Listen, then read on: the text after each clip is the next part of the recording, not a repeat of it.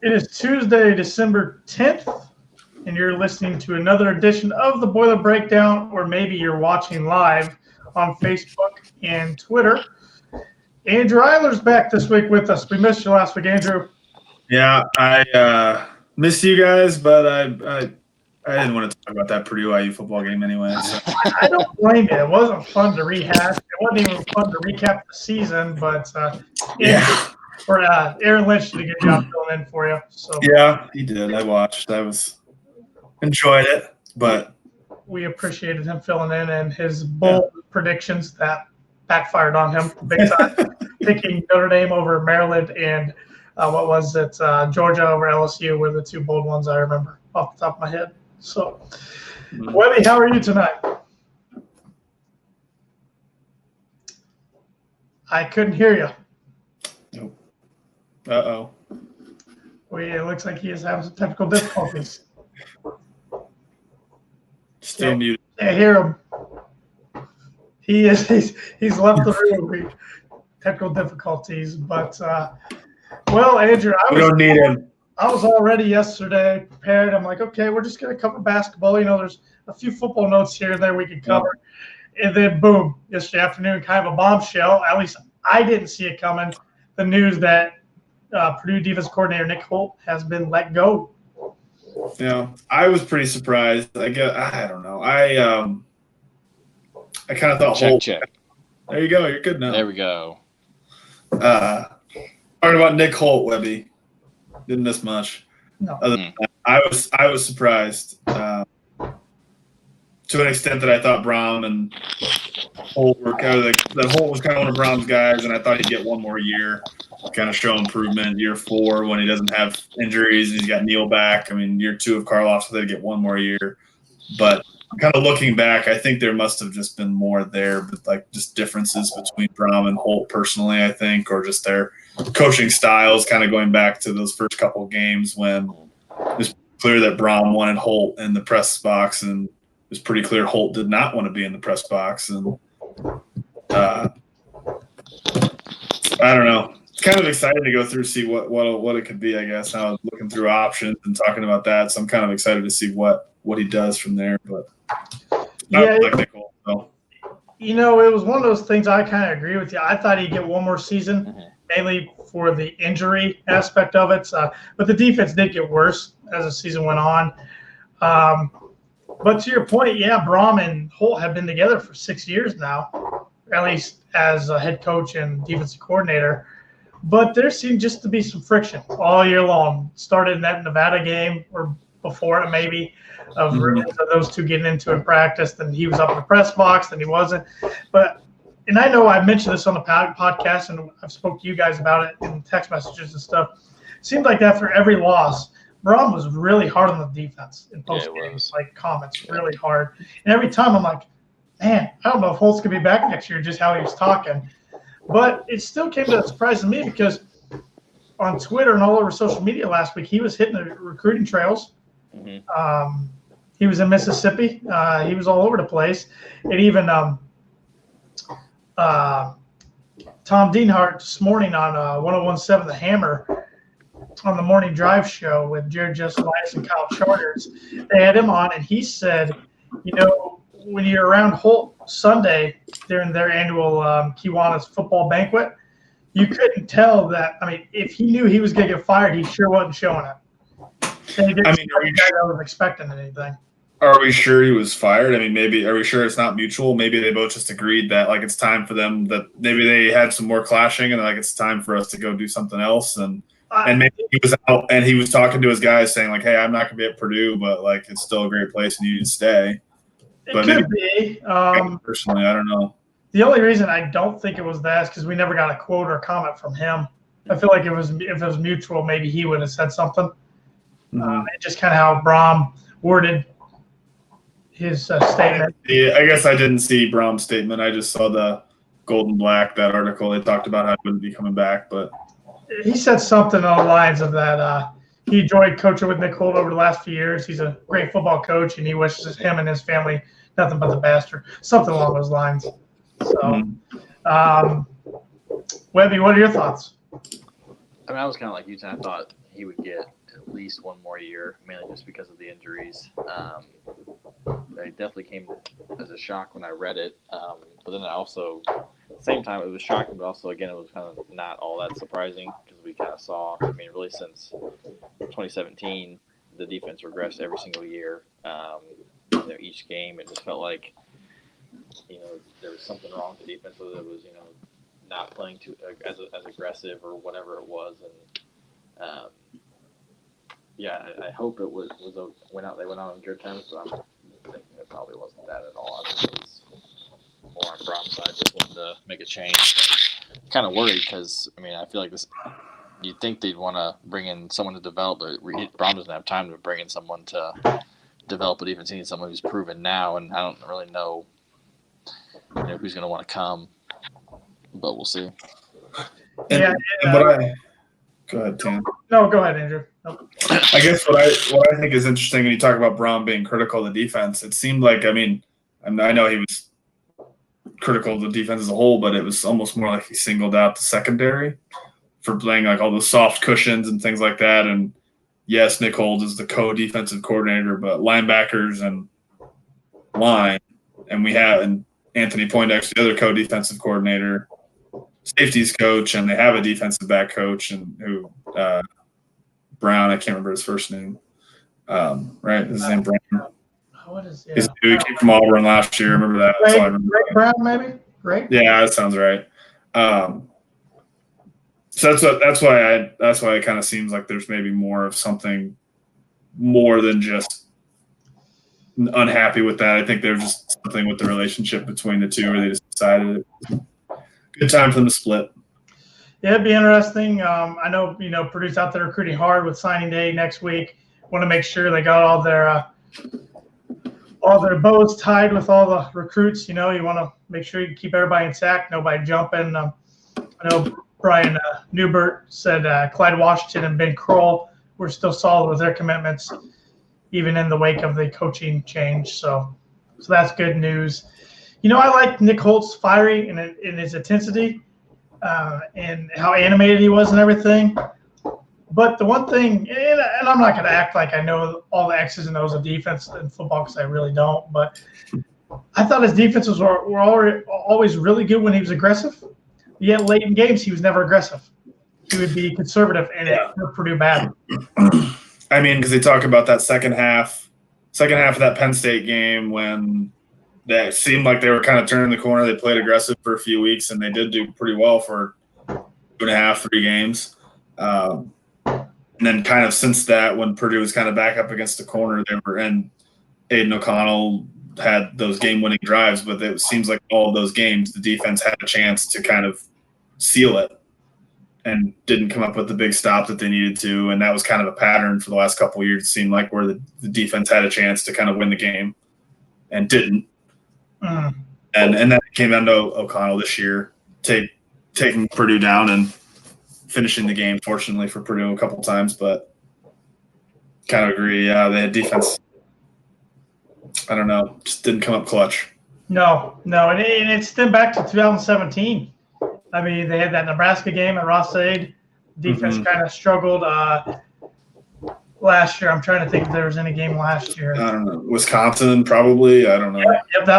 Yep, Wisconsin. And then this year it was Nevada was the one right away when there was a healthy defense for the most part, besides Lorenzo Neal being out there. But and then the O'Connell game-winning touchdown drive, or those drives and the field goal. I mean, the defense had a chance where they could have ended it. In Indiana, defense had chances. So, absolutely. Yeah, but it's always tough when you see a coach go. It's tough business. Coaching, especially in college, it's a tough business. But wish him and his family nothing but the best. But now this is a critical decision Jeff Brom's got to make, in my opinion. He can't afford to lose next year. He's got to have a winning season, especially when you have a $120 million renovation project at Ross-Ade. People aren't going to want to spend big-time donations unless you're winning. Right. And it's getting into year 4, so the guys he's recruited, they've been in the program 2-3 years. You should see some How many guys do we have? Are we gonna have any left over from Hazel next year? Was Neil? Neil, yeah. Sindelar if he comes back. Anybody who's a redshirt senior next year, That's I don't true. know. Yeah. Jared Sparks. Yep. Anthrop? No. No, he was. I think he committed true. under Hazel, but his freshman year, I think, wasn't his freshman year. Brom's first year. That's a good question off the top of my head. Without looking it up, I'm not sure. I think you're right. I think you're right because I do remember, when with Shepard and then Rondell Moore and all the wide receivers coming, I do remember that where the article about Shepard saying we're trying to recruit over you basically, and he just keeps coming back and contributing. So if he's a senior next year, then he's been playing. Maybe I don't think he played. I don't think that the 4-game rule was in effect. No, it was this year. This year was the first year it was in effect. So, now, I mean, I guess before I get into some candidates that Tom Dienhart on goldenblack.com has kind of put on a hot board list, what, in your opinion, would you like Purdue to go outside the program for a hire or promote with them, and why? Or do you have a preference? I go back and forth. I mean, I kind of like the idea of promoting from within, just kind of keep it, in the family type thing. But sometimes it's good to have an outside opinion, fresh look at things. So, I mean, you never know with outside hires if they rock the boat on some things, but I don't know. I kind of go back and forth.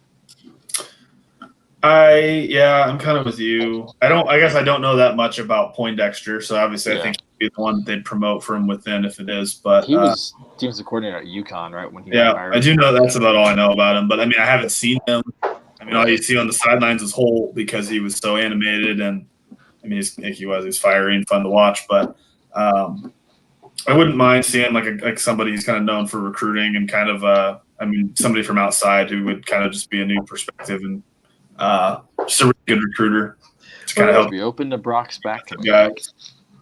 He ain't coming back. No.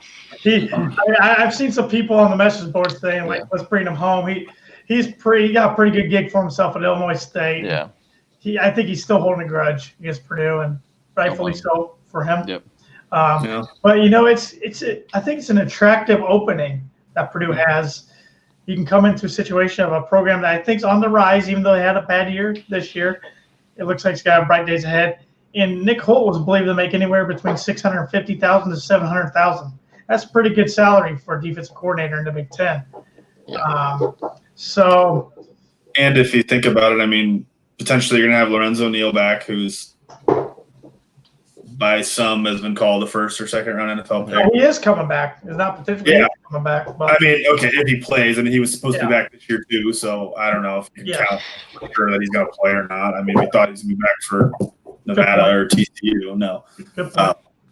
And then you got George, year 2, looking like another, I don't know, like a Ryan Kerrigan first round, second round pick at worst, I think. I don't know. I mean, so you got some building blocks. Plus, Brom's offense is always going to score, so you'd have to think as a defense you're going to have – if you could just be average with Brom and Rondell Moore and Plummer, O'Connell, Sindelar, take a pick of the 3 quarterbacks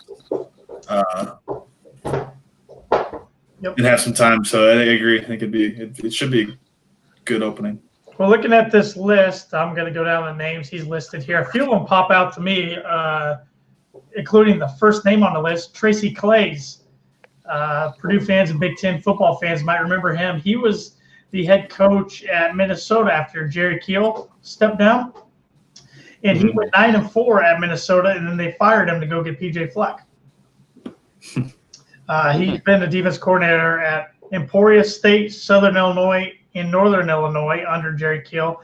And he was the defensive coordinator this year at Washington State, but he stepped down mid-season.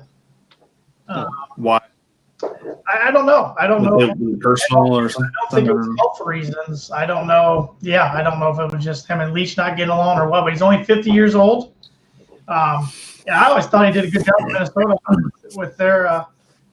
I mean, he went 9-4 as the head coach. I thought he did a pretty good job. Ron English, he's currently the safeties coach at Florida. He's 51 years old.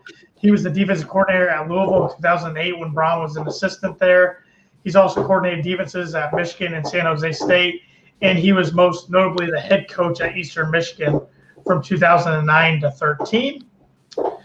I've seen this name on the message boards a little bit, Court Dennison. He is the co-defensive coordinator and outside linebackers coach at Louisville. He's only 30 years old, though, so that's pretty young. I don't know if we go that young. I don't know. I just not enough, in my opinion. I know it's the Louisville, like he's one of Louisville connection. I'm sure Brahms know him, but I mean, there's no way they would have overlapped. Like Braun maybe. I don't know. He's in his third year at Louisville. He worked for Petrino, and then he was retained by Scott Satterfield this year. So, interesting one here. Former Purdue defensive coordinator Marcus Freeman. He's currently the defensive coordinator and linebackers coach at Cincinnati. He's only 33 years old. I wouldn't mind him coming back. I liked him a lot. Mm-hmm. I would be open to that possibility. Yeah. I like that, and I like the Tracy Clay's possibility. Those are two that are kind of sticking out to me so far. I thought Freeman was a good recruiter. Oh, I did. He had good energy on a staff that wasn't very good. Yeah. I think he could fit in perfectly with this staff, in my opinion. Mm-hmm. Derek Jackson, who was he's the associate head coach / defense coordinator in Northern Illinois. He coached cornerbacks and was the defensive recruiting coordinator under Braum the past 2 seasons since 17 and 18 for Purdue. So he could be one to watch. Mm-hmm. You got Vic Koning, I believe is how you pronounce his name. He's the current defensive coordinator at West Virginia. Braum worked with him at Illinois in 2010 and 2011. He's defensive mind. He's coordinated defenses at Troy, Wyoming, Illinois, and Kansas State. He's 59 years old. Jim Leavitt, people might remember him from being a head coach at South Florida from 97 through 09. He is 63 years old. He was working as an analyst at Florida State this past year under Taggart. He has coordinated defenses at Kansas State, Colorado, and Oregon, and coached linebackers in the NFL. They got Anthony Poindexter, who's the current Purdue co-defense coordinator and safeties coach. So if they promote from within, you got to think he would be the guy.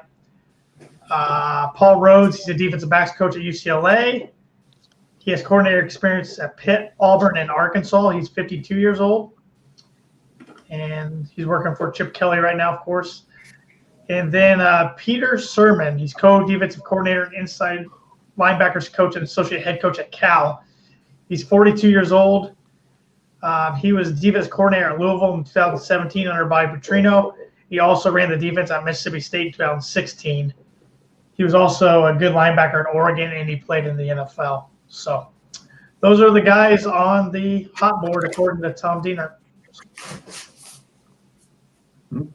So who about any of them? I guess, yeah. Any names besides Freeman stick out to you guys? I mean, Jackson, he was one I didn't really think about. I mean, I thought he was a pretty good, decent recruiter, and I mean, wouldn't hurt to. I mean, obviously the relationship's already there with Braum, so it's just a matter of if it's something that he's open to. It's obviously a step up. I mean, kind of going from coordinator to coordinator, but in terms of just level of play, as he knows. I don't think I know he's working with MAC level talent, but I don't think their defense was very good this year. I think it ranked in the 70s, I want to say, 70s or 80s. But like I said, that's MAC level talent. But it's his first year. Yeah, so we'll see. There's definitely some interesting possibilities.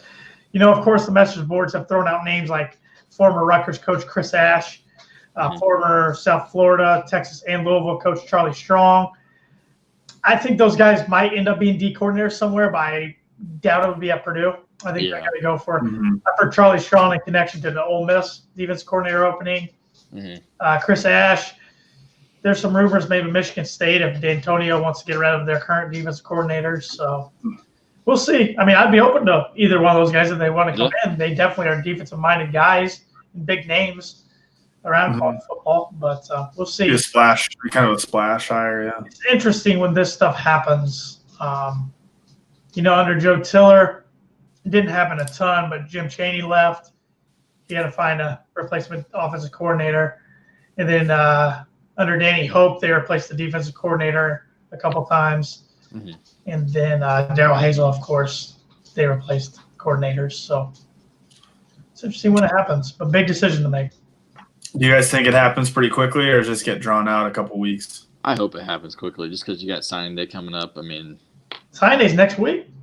Yeah. I know Brom, I think just what it seems like and everything, how he's been, that he wants to be totally honest and forthright. And that's why I guess it makes, I don't know, sense as what his reputation when he goes into homes, I'm sure, to say is like, hey, like, I just want to be totally honest. And that's why Holt has been relieved 10 days before signing day and not the day after signing day when all he's locked in. And I appreciate that, but still it kind of makes you, and that's what makes me think that he's got a plan. And I think I hope it happens quickly, and I think it will. It's just kind of when it'll be announced. I feel like at this level you can't make that decision of firing out without having at least some idea of what you're going to do, because otherwise you're just, I feel like it's just a recipe for disaster. They probably work for a while. Yeah. He probably always has a short list just because, like, I know I've been kind of worried that like Shepard was going to get poached to go step up somewhere. So I'm sure he's kind of aware that, I mean, if you hire good coordinators, then, I mean, yeah, you're going to pay them, but at some point they're going to leave because they want head coaching experience. And obviously not going to happen at Purdue as long as Purdue's successful and Brom's still here. But so I think he probably always has. I mean, I'm sure all of them, every coach in America probably has a short list of ideas of saying, okay, here's my first 5 calls that if so-and-so leaves. It's a good and bad problem to have, kind of like Matt Painter once in a while loses an assistant. Mm-hmm. While you're successful, it's going to happen. I mean, it's a tip of the hat to your program, but it's frustrating when you lose a good assistant that's also a good recruiter. So, but other football notes, a few others here before we move on to basketball. I know we mentioned Karlaftis last week, making all Big Ten, the second team, and then the honorable mention. David Bell was second team. Was it second team coaches, third team media? Or was it the other way around? I don't remember. And then he also won Big Ten freshman of the year, which was not a surprise. But I honestly thought he would make second team both media and coaches. I was a little surprised to see him on one of them. But and then they both were named to the freshman All-American team by 247 Sports. Mm-hmm. Good honors for both of them. So interested to see the other honors. Do we find out if he's like a consensus All-American? Has that already been discussed, or do we find that out later? I think that stuff should be rolling in. I don't know when, because Heisman will be this weekend. Right. So we should be finding that stuff out, I'd say, pretty soon. Jonathan Taylor got robbed. I was going to say that. Yeah, I mean, you can make a case for him, Trevor Lawrence, and Clemson's running back of all being finalists. But the finalists are Joe Burrow, Chase Young, Justin Fields, and Jalen Hurts. Mm-hmm. It's going to be Burrow, but deservedly so. Last football note I wanted to hit on before we move on to basketball. On Friday afternoon, it was announced that the largest single donation to Purdue athletics ever took place. Bob Rohrman and his family donated $15 million, and the football field at Ross-Ade Stadium is now going to be called Rohrman Field. So it's still Ross-Ade Field. It's just the field itself is now Rohrman Field, kind of like Katie Court at Mack Arena. I mean, So a lot of backlash, a lot of mixed feelings, especially Friday. But I felt like cooler heads prevailed over the weekend when people got to think about it. Yeah, I understand the people who wanted it to be called Tiller Field. I totally get that. And there was supposedly Arnett Tiller, the wife of late Joe Tiller, supposedly trying to round some money out and supposedly had up to $10 million in pledges ready to go. But a pledge is different from a cold, hard fact, here's the money. Pledge is yes, that push comes to shove. How much money is that going to come in? So you got to take it while you got the chance.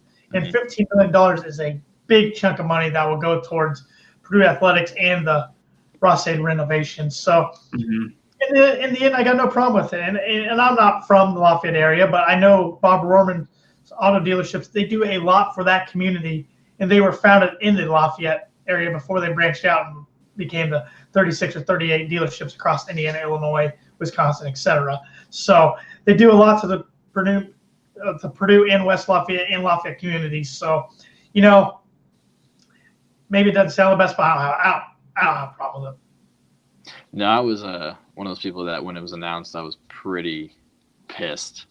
Just because the first thing that popped in my head was just the stupid commercials that they make. But, I mean, it's good advertising. Good advertising. Yeah, good advertising if I remember it. Yeah, if it sticks with you. True. But then it was kind of like, man, they just gave $15 million like for a program that needs it badly. It's not like we have just the constant, we've got donations coming in, all the time, but at that level where we're trying to get to the next level just doesn't happen very often. And the fact that they wanted to do that was pretty cool and very generous of them. Yep. And it'll hopefully jumpstart the funding, because I mean they've already said that this renovation thing is going to be 100% funded. They can't finance it out. They're kind of at their debt capacity right now. So it's going to take as long as it takes to get all those donations. And I mean, $50 million is definitely, well short of $120 million, but it's a good start. Step in the right direction. Did they say, was it like naming rights for X amount of years? No, I for some reason was thinking that there was like a small, like 5 years or something. I don't know what. It's just one of those things that's on there for good.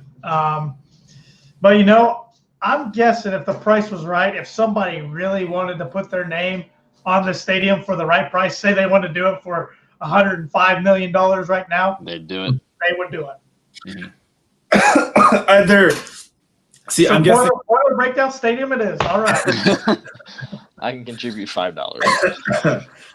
I'm guessing there's some kind of, it probably didn't come out, but there's some kind of contract, how like Conseco, Banker's Life, has changed names just because probably they have a title sponsorship, and there's probably something in there that.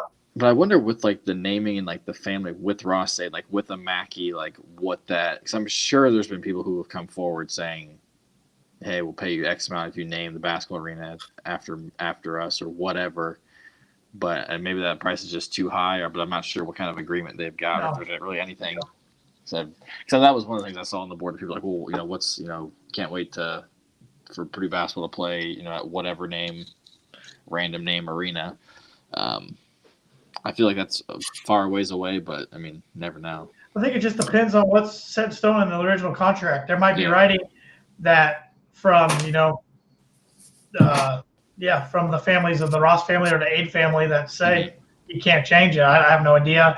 In going back to the Joe Tiller Field idea, they already got Tiller Drive, which I know that's not the same thing. But the more I got to think about it, I love Coach Katie, and I'm glad our court's named Katie Court. But, Matt Painter's 49 years old. He's on pace to win probably as many games, if not more, than Gene Katie did. And say he, fingers crossed, wins a national title. He then becomes Purdue's most successful coach ever. Yeah. Shouldn't his name be on the court? That's where it gets sticky.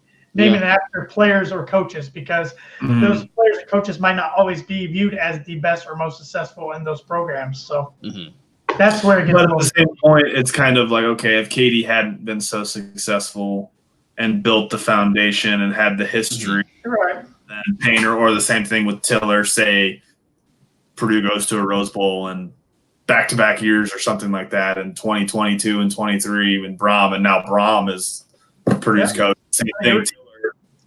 Tiller kind of put Purdue football on the map 20 years ago. Yeah, but then you can even go back to Jack Monkoff. I mean, it's like, he's already got stuff named. There's so many things they can name after people. But I get it. I mean, Joe Tiller Field would have been really cool. It would have been a nice dedication. But I see both sides of the argument. It's interesting. I could see, I don't know if it was on the board or someone had said, could it have been like, Joe Tiller Field by Bob Rohrman. Like, that gets really wordy. Yeah, it's too bad. Yeah, but if Matt Painter wins the national championship, name the freaking school after him. I don't even care. Yeah, presumably so. I saw something else too. Like someone mentioned that because I think the press box, because that was built when Tiller was there. Yeah. Kind of was that his kind of drive, or was that, I don't really know, because someone's like, oh, maybe you named the press box after him. So I think it got done in, it was your 02 or 03 it got done. Mm-hmm. I think he kind of pretty much, Purdue and him realized they needed that, like to be up. So you could name something like that after him. Like that was like he had a direct hand. If he did have a direct hand, and you could have a direct hand, or you could name that after him, or the concourse or something. I don't know. So we're gonna name the lights after Brom then, right? Yes. But also, I don't want to be one of those schools that names like everything after somebody. Right. You know. So, but it's the world we live in. Money speaks. So money talks. So thank God it's not the KFC Yum Center though. That's a stupid name. True. So where does Ohio State play? What is it, like the Value City? Value City. Yeah, Value City. Discount Furniture Arena. You got, know, Illinois basketball stadium used to be Assembly Hall, now it's State Farm Center. I mean, you come up and you pay the money, and it happens in pro sports all the time. Different contracts run out, and companies go bankrupt and whatnot. So interesting business side of the Boiler Breakdown podcast. So, the money issue, we're talking about money now. Andrew, any other thoughts you had? I know you missed last week's episode that you wanted to finish out on Purdue's season or for football or outlook for next year, quarterback situation. Anything you wanted to hit on that we didn't last week? No, I don't know. I'm still kind of a bittersweet season. Like, obviously would have been nice to end on a high note and taking down IU, and they had all the chances, but really, I mean, they were pretty fortunate to be in there at that end at the same point too. IU had lots of chances as well. I guess I want to get your opinion. I got Aaron and Evans last week. Who's starting week 1 on September 6th, I believe, at Nebraska next year? I'm going to say Jack Plummer. All right. Who do you think of the two quarterbacks that start the spring game? Do you think Plummer's back? I don't think Plummer's back for the spring game. I don't think Plummer's back for the spring game. I don't know if Sindelar's back or not. I can't decide. I don't think he's back. I don't think so either, but I wouldn't be surprised. The reason I don't think he's back is he did walk on the senior day ceremonies, and Lorenzo Neal did not. He wasn't even announced. Mm-hmm. And at the start of the season, when Jeff Brom took a picture of the seniors, at least the one I saw, Sindelar was not in that picture. No. But then he stood up there on stage at the banquet with the seniors. So just little things like that. And Purdue's rumored interest in the South Carolina graduate transfer quarterback Jake Bentley, who ended up going to Utah. Why would they be interested if Sindelar was going to come back? So just little things like that. But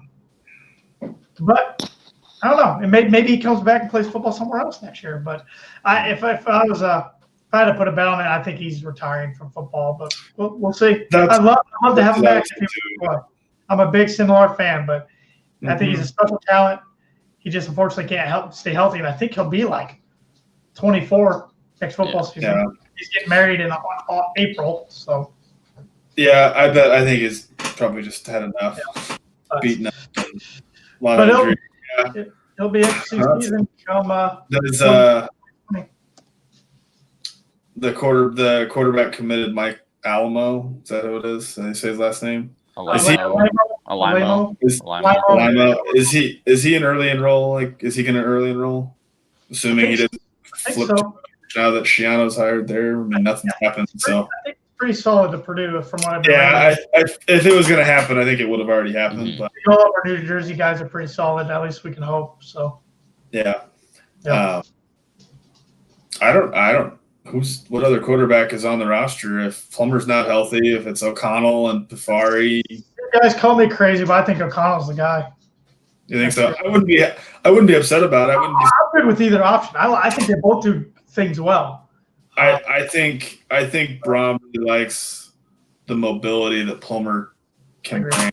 He is definitely more athletic, and I was really impressed with how he moved in the pocket. So that's what I think he gets the nod.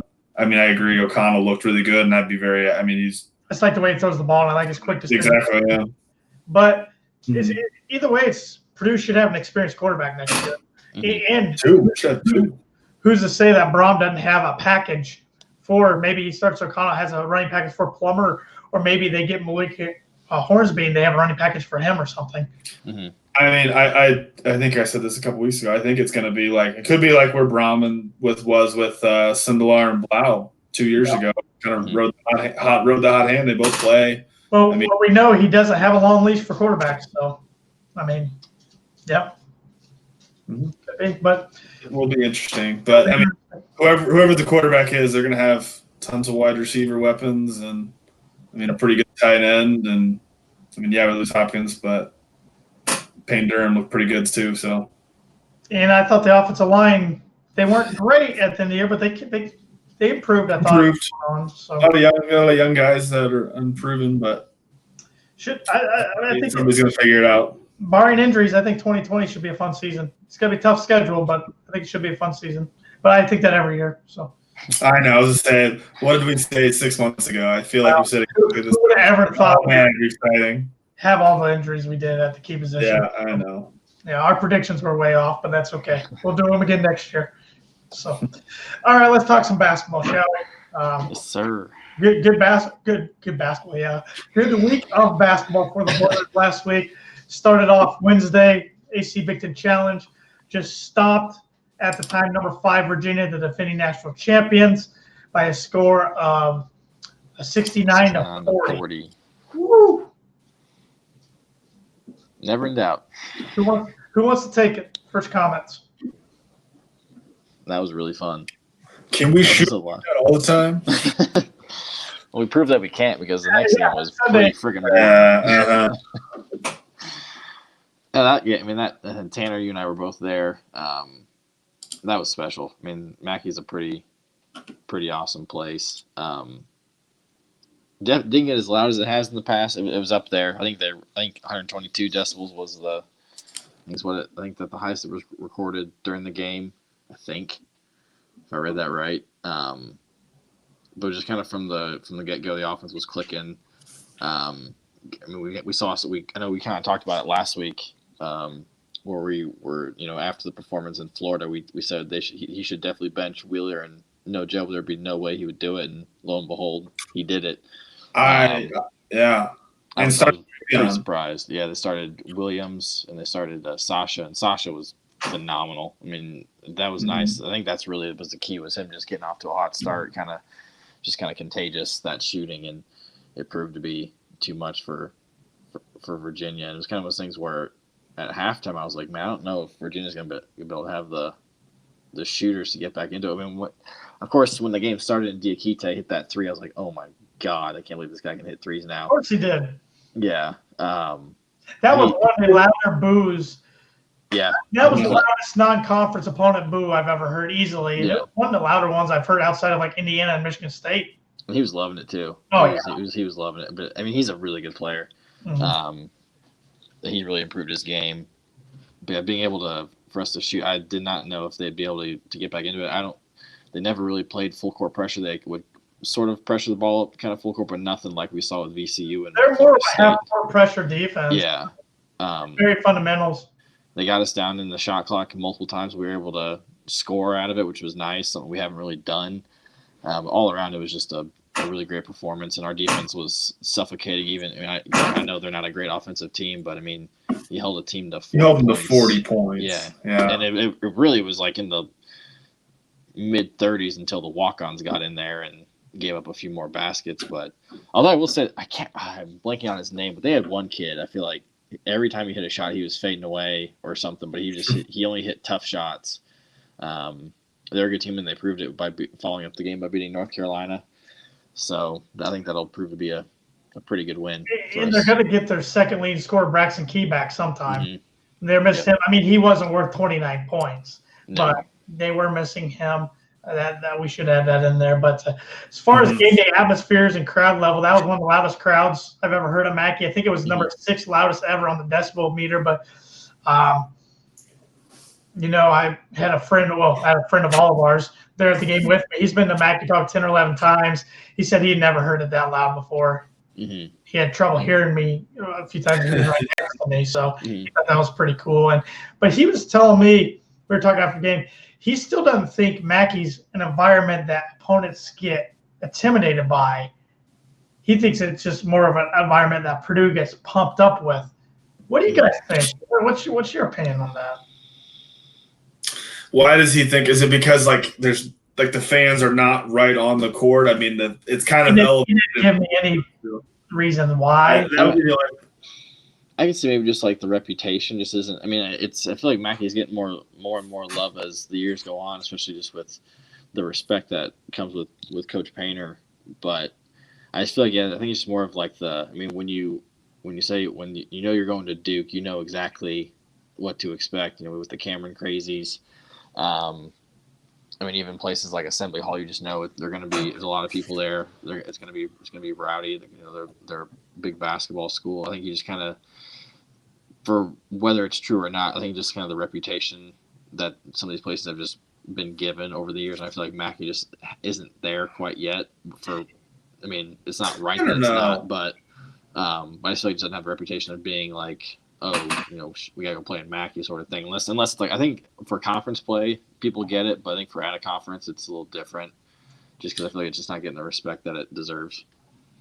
I think I agree. It's not right there with Cameron or anything like that. But I mean, I feel like every time Purdue has a national game like this, I always talk about it. It is talked up a lot how great Mackey is, and the environment, and the fans, and everything like that. I guess now the more I think about is it Purdue playing or tougher on the opponents? I guess what's the difference? I mean, if Purdue's playing well because they're pumped up, then it's tougher. Yeah. Right. I guess I see it's not much of the difference, but I think it's more so it's Purdue pumped up and plays really well, which makes it tougher on the opponents than the opponents getting shook and rattled. But then again, they made Painter made the comment on his radio show yesterday that it was so loud that even our own guys couldn't hear each other. It's you can't tell me that that's not somewhat intimidating by. Yeah. I mean, even it's a concrete barrier. I mean, just pure concrete up there, bouncing off the wall. I'm pretty sure. I think it was Coach Tony Bennett said that. I mean, it was right up there with Duke, which is pretty high praise. I remember Shaka Smart said it was one of the craziest environments they've ever been in, and there's a reason we have the second best home record in the last 5 years, one game behind Kansas at Fog Allen. It drives me nuts that it doesn't get the same respect as some of those other places. Mm-hmm. Probably just because they have national championships. I honestly don't know. I think part of it is just you just know, that place has history, in terms of national champions, and we're not there yet. But we've sold out 14 straight games. Sold out in a freaking an exhibition game. But I will say, in Andrew's alma mater, I mean Butler, they've won 56, 57, 58 straight non-conference home games. That's absurd. That's crazy. Yeah. And Hinkle's one of those places. I mean, it would be. I would love to see a home and home between Purdue and Butler. I would love that. At the same time, I want Purdue and Hinkle. You know what I'm saying? So, but it would be very fun. That would be fun for both teams. But yeah, it won't happen with the Crossroads. I think. No, it won't. It'll be fun. I would love to see a home and home with Notre Dame. I'd love to see Notre Dame. Yeah, absolutely. It won't happen. So. Nope. Get rid of Crossroads. But no, the Crossroads is fun. We're 2-6. I hate it. But anyways, that's a discussion for next week's podcast, which will be interesting. I may have to abstain.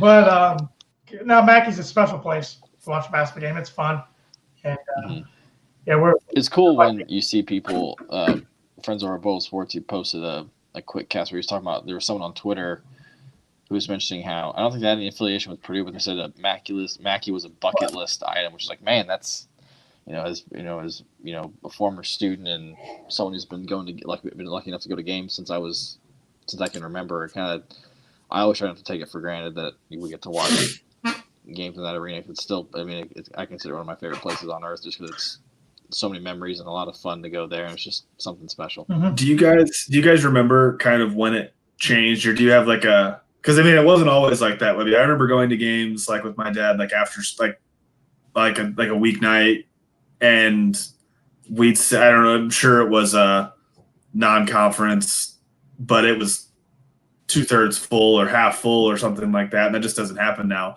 I can vividly remember like going to one of the first games of the season, like the second year of the Baby Boilers, and just like noticing like this is different.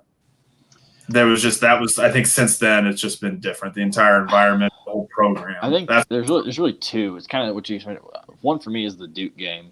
When we had the Baby Boilers, because I remember going to that game. That was when the paint crew was just on the one side,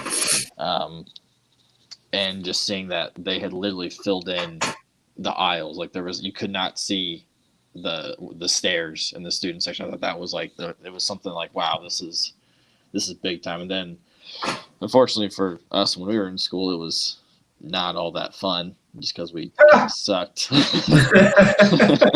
So my freshman year was fun, but your freshman year was fun. That was the last year the paint crew was on one side. Yeah. 10 and 11. When I got to school, we changed it. I remember it just kind of dipped after that because it was one of those things where we were playing a big team, but the upper section of the paint crew wasn't full because people kind of just knew, well, we're playing Michigan, we're probably gonna get beat or whatever. We're getting blown out by 37 against Indiana at home. That's miserable. That sucked so bad. Miserable feeling. But I kind of noticed it really changed again. I mean, obviously it comes with winning, but really when the four senior I guess Baby Boilers Part 2 kind of came in with Vince, Isaac, and Dakota, and we kind of reestablished Purdue basketball to where we wanted it to be. And I feel like the crowd definitely kind of started to change it because it was kind of back to where a lot of people were hoping they wanted it to be. Yeah, I have a few points. Going back to that Duke game in 08, I've still never felt. I literally could feel the energy when you walked in the Mackey. I've still never felt it like that. There was just something in the air. Yeah, Purdue didn't play very well, but it dissipated pretty freaking quickly after the game started. Yeah, it was a 9-2 start. But that Purdue team just wasn't ready for that yet. But, nope. Just as far as like pregame atmosphere, even though this Virginia game was awesome and loud, and I've been to other ones during the game that were loud, pregame atmosphere, nothing has compared to that game. Mm-hmm. But as far as a moment when I thought, sorry to interrupt. The Virginia game, I felt a lot of nervous energy because this was one of those. That's how I felt, because I felt it was one of those things where it's like, man, this is a big game, but not like the Elite Eight. Maybe I want to for the game. That's a different monster. Yeah, I think for the Virginia game, it felt just like, man, this is a big game, great opportunity, but man, it's almost like we have to have this just because we hadn't had, we hadn't really capitalized on our opportunities before, aside from VCU. I think if we would have been, if we would have beaten Florida State, if we would have beaten Texas, that undefeated, Mackey season on the line against number 5 team in the country, then it would have been a lot different. But for me, it just felt like it was like, man, this is a big game, but wow, this could go south real fast. And it's crazy to think that was Purdue's first non-conference win over a top 5 team in the history. Yeah. They don't really. I mean, play too many of them. Because usually it was a lot of cupcakes and the occasional. Big Ten ACC challenge game, But going back to the point, Andrew, when I thought it flipped was I go back to the 06-07 season, Big Ten ACC challenge. Terrence Crump hit pretty much a buzzer beater to beat Virginia. That was kind of Purdue basketball's back, or at least it's on its way back. And then I don't know why I remember this so vividly, but go back to the 09-10 season. Still my most enjoyable season, even though it ended in heartbreak. That was my favorite Purdue basketball team to watch. It was the first game of the year. It was a Friday night against Cal State Northridge. And the place was packed to the gills. And the paint crew was so darn loud at the start of the game. I just looked around like, I've never seen it like this in a season opener before. Just kind of had that special feeling like, whoa, like everybody's ready for something special this year. And that was kind of the first time I remember that. But yeah, good question. Because it is a special place to watch basketball. And as much as I enjoy Ross-Ade, we haven't had the fortune of consecutive runs like we have in Mackey. And it's not the same home field or home court advantage, unfortunately. Maybe someday, but right now it's not. So, and then Purdue followed up that win over Virginia by a Big Ten win to start Big Ten play over Northwestern. What was the score? 56-44 or 58-44? 58-44 because Purdue covered it was 14. And Purdue, back-to-back games, they held opponents under 45 points first time since 1947, which is a pretty crazy stat. Definitely think this team, like we already thought, they're definitely going to be a more defensive team than offensive team. I think they're going to be very good defensively, but they're going to struggle on offense. They just didn't shoot the ball well Sunday. But fortunately, Northwestern is not very good on offense either. Now they get the week off, and they go to Lincoln on Sunday at Nebraska. I think Purdue got pretty fortunate with who they start the Big Ten play with. Absolutely. Which I will take. Who was Nebraska lost to? It's lost to some bad teams. Everybody. They're not good. Yeah, you were kind of talking about it on your other podcast, Tam, but like our friend Josh mentions, like I can't name a single player on their team. They have got 14 new players on their roster, and I can't name a single one of them aside from their coach. I feel like is Glenn Watson or something like that? Is that point guard? Is he still there? No, they've got 14 new people on their team. Like everybody transferred out, people transferred in. Like it's ridiculous. Oh wait, that Cheatham. He came from I think he came from Marquette. He came from somewhere in the Big East. I have no idea. So you would know. Cheatham. Hoiberg doesn't like to recruit. He loves JUCOs and transfers. Is that what he did at Iowa State? Iowa State? And then when he went to the Bulls, he was glad he didn't have to recruit anymore. But hey, but the Mariners got quite the rebuild project on his hands up there. No. Yeah, it was Marquette. Okay. At least he's more likable than their football coach. I can't go through a podcast without saying something. No. When that Scott Frost has overtaken PJ Fleck for Tanner's most hated. Oh, it is close, but I think so. It is really close, though. But and we'll talk about the Big Ten Bulls next week on the podcast. Yeah. But I would love to see Auburn do to Minnesota what they did to us last year. Please. In the bowl game. It'll be great. Mm-hmm. But we'll talk Bulls next week. We'll try to wrap this up soon. So, it's pretty much one of those games. I think Purdue should win Sunday, but it's still a Big Ten road game. Mm-hmm. Got to show up and play. Yep. Because you got two matchups next week. At Ohio is not going to be easy. Tuesday night, and then no, not at all. Butler's never easy matchup for Purdue in the Crossroads, except Purdue did get Butler twice 2 years ago in the same season. Sorry, Andrew. But Purdue, like I said, their record in Crossroads 2-6. It just hasn't treated them very well over the years for some reason. So, but I feel good about the Nebraska game. I'll even throw in a prediction. I'll say 66-52 Purdue. I do like that. I was just looking at Purdue's schedule and results. Do you know Purdue has only given up 60 points twice this season? Good defensive team, man. Once against Marquette, and then was Texas the other one? Texas. 66 versus Texas. And no, not Marquette. Florida State. Marquette only scored – oh, crap. Sorry. I read that wrong. I'm looking at this wrong. I'm an idiot. Texas scored 70. Marquette scored 65. Okay. Yeah, and then Florida State. Okay, 3 times. Well, Florida State took overtime, so. Yeah, it's true. But, yeah, I think Matt Harms stayed at best. They realized early on they weren't going to be a very strong offensive team, but realized they could be a very strong defensive team. So that's kind of where they shift their focus. And defense travels. That's the beautiful thing about defense. Oh, and that's what just looking at those last 5 games, like 49 points, 40, 44, 63, whatever, but 56. I think if Wheeler can get it going, and if Nogel can get some sort of offense, or even do something to remotely look like offense, I think our offense as a team will take a big step forward because Trey's been playing awesome. Eric Hunter's been playing really great. Sasha's kind of emerging. Proctor has been fantastic in my opinion. Mm-hmm. Harms is kind of spotty, but when he's on, he's on. Boudreaux's had some decent minutes here and there. Boudreaux's minutes. Boudreaux's playing well. Yeah. What did we talk about? How many threes for Matt Harms over under? What did we say before the season 25. started? Was it 25 or 30? Oh, I thought we said will he make 10 or 15 or something?